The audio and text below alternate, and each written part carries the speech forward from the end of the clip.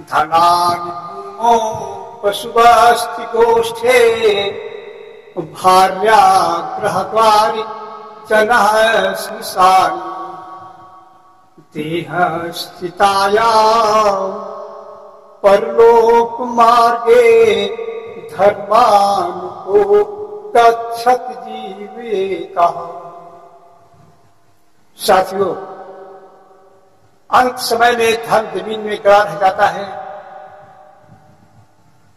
घोड़े, हाथी, जानवर जहां के तहां बंधे रह जाते हैं।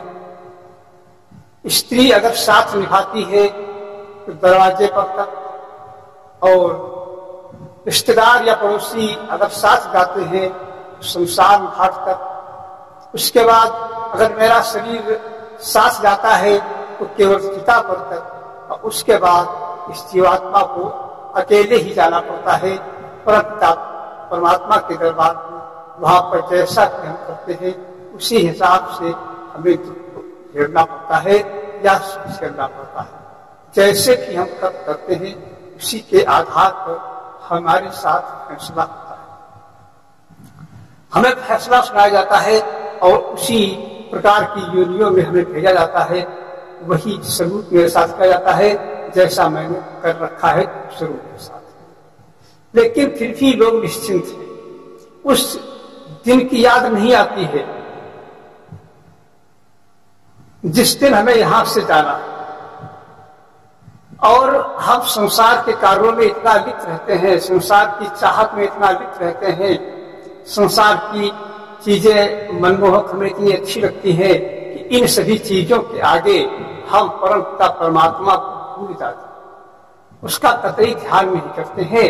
न तो उसके लिए हम प्रयास करते हैं जानने के लिए कैसे परम पिता परमात्मा मिलेगा, कैसे हम भक्ति करें, किस नाम का स्मरण करें, ये हम कुछ भी जानने की कोशिश नहीं करते हैं। बहुत लोग आते हैं तो क्या कहते हैं, संतों ने इसके विषय में बताया है,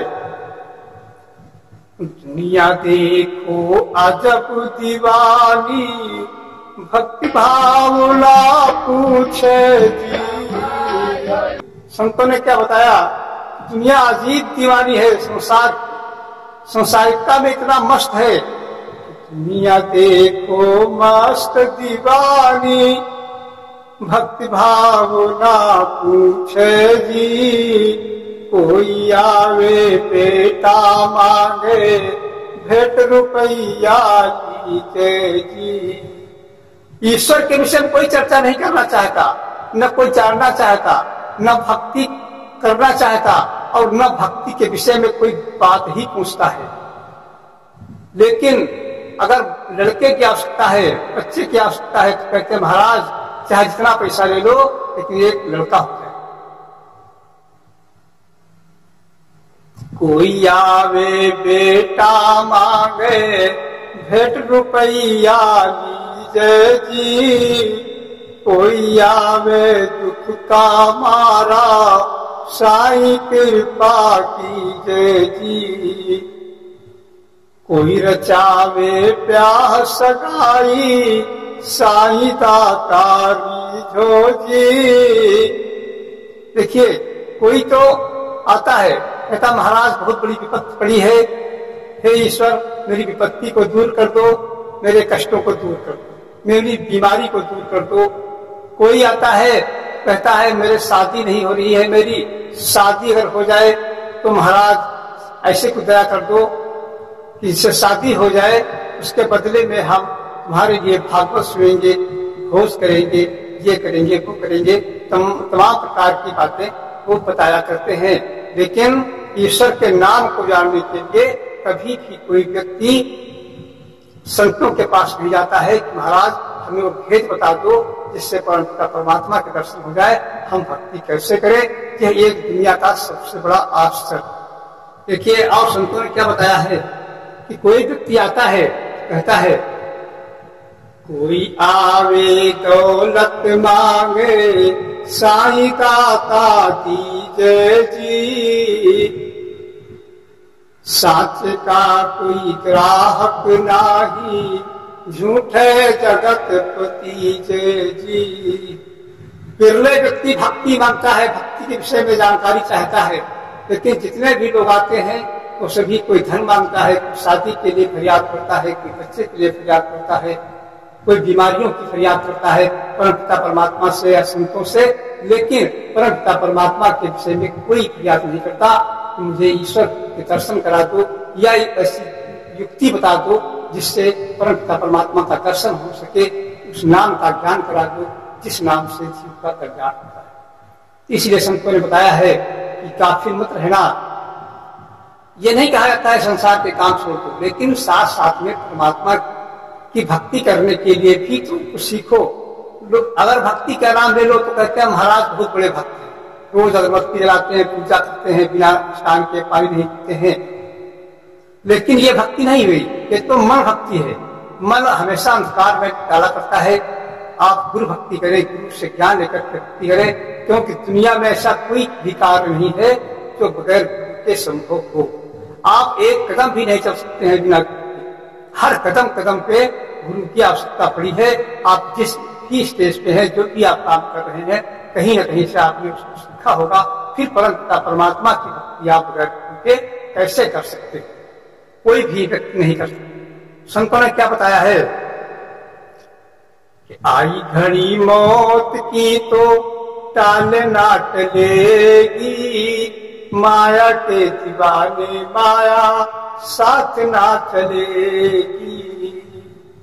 माया में इतना लिप्त न हो जाओ कि ईश्वर को ही भूल जाओ। माया के दीवाने माया साथ ना चलेगी। भागा भागा पिए बंदे धन के तू ध्यान में, भागा भागा पिए बंदे धन के तू ध्यान में। दफ्तर मकान बाजार और दुकान में, माया में बुलाया माया तुझको छलेगी। माया में बुलाया माया तुझको छलेगी। आई घड़ी मौत की तो टाले ना टलेगी। जिस माया पर तुम विश्वास करते हो कि माया तुम्हें बीच धार पे छोड़ देगी, तुम न इधर के रहोगे न उधर के रहोगे, क्योंकि माया के चक्कर में पड़कर के परमात्मा को भुला दिया, इसलिए उधर से भी गए और इधर माया को साथ छोड़ ही देगी। इसमें कोई दो। आगे संतों ने कितना अच्छा समझाया है कि फसाया अभिमानी मोह ममता की फांस में। फसाया अभिमानी मोह ममता की फांस में। बीत रही आयु तेरी एक एक श्वास में। फसाया अभिमानी मोह ममता की फांस में। बीत रही आयु तेरी पल पल की श्वास में।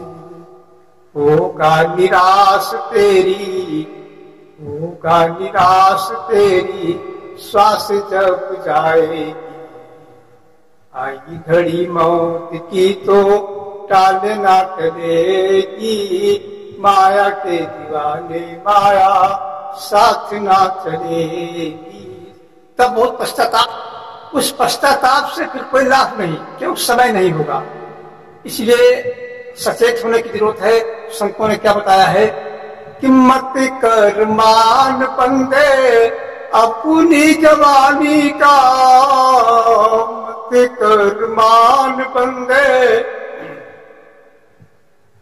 अपनी जवानी का। पल में विनाश जैसे बुलबुला पानी का। मत कर मान बंदे अपनी जवानी का। पल में विनाश जैसे बुलबुला पानी का। गोरी गोरी काया तेरी, गोरी गोरी काया तेरी सीता में जलेगी। आई घड़ी मौत की तो टाल ना टलेगी। माया के दीवाने बंदे माया साथ ना चलेगी। इसलिए हर मनुष्य का प्रथम कर्तव्य है कि तत्वदर्शी गुरु के पास जाकर के उपदेश ले और नाम का स्मरण करे, स्वयं स्मरण करे, स्वयं उपदेश ले, ज्ञान प्राप्त करे, अपने बच्चों को परिवार में भी, रिश्तेदारों में भी, पड़ोसियों में भी, जहां तक संभव हो सके वहां तक सभी को उपदेशी करे, सभी को भक्त बनवाए, सभी के गले में कंठी पहनवाए, ताकि एक विचारधारा के सभी लोग हो जाए। तभी भक्ति संभव है, तभी कल्याण संभव है। इन्हीं शब्दों के साथ मैं अपनी जानकारी को समाप्त कर रहा हूं। अगर मेरा ये वीडियो अच्छा लगे तो इसे शेयर जरूर कर देना। प्रेम से बोलिए सद्गुरु स्वामी की जय।